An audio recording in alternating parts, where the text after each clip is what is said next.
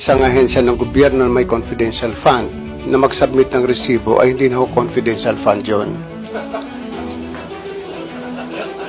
Kasi Mr. Chair, gusto ko lang pong doon. Kasi nire-require po yun ng joint circular. So hindi po pwedeng kasi meron po tayong joint circular 2015 regarding sa confidential fund. Pero hindi po nakakatawa na sabihin natin na hindi tayo nagsasubmit ng mga resibo. So I beg to disagree po, no. Kailangan din natin mag-follow po doon sa JC 2015.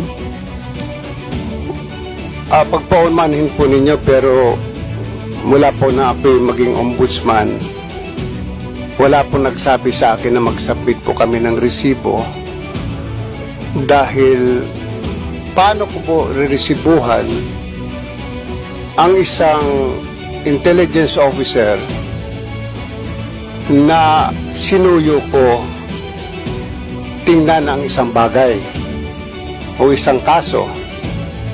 Ano ho yung resibo ilalagay ko doon? Paano ho ililiquidate sa akin ng intel officer?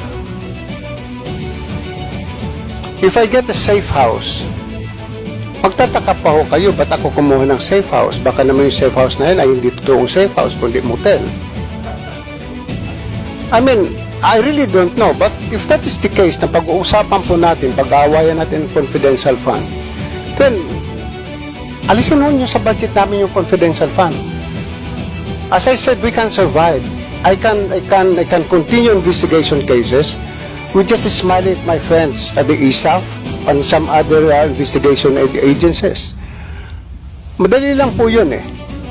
I call my friends in the provinces, I call some police officers in the provinces, I ask them for their support. Kung kailangan mag-utos sila ng tao para i-verify kung totoo ito, din doon po kami gumagastos ng transportation expense ng pagkain ng tao. So paano ililiquidate po sa amin yon? Paano kami mag-submit ng resibo? Napakahirap po yata noon na mag-submit kami ng resibo.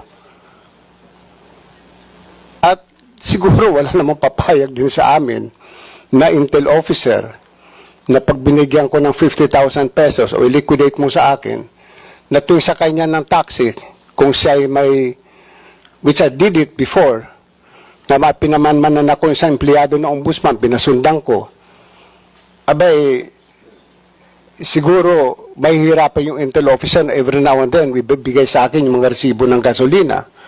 At pag niliquidate ko yung resibo ng gasolina na yon as my own expense, baka sabihin ng COA, hindi pwede kasi hindi ka pwede mag-claim ng gasoline expense because you have your transportation allowance.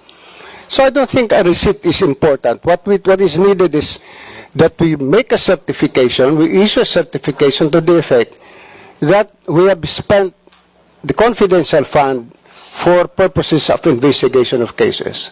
Bakit po kami nakakatipid? Noong araw po, kuminsan lumalakad po na investigador 5. Yung 5 pong yun, binawasan ko.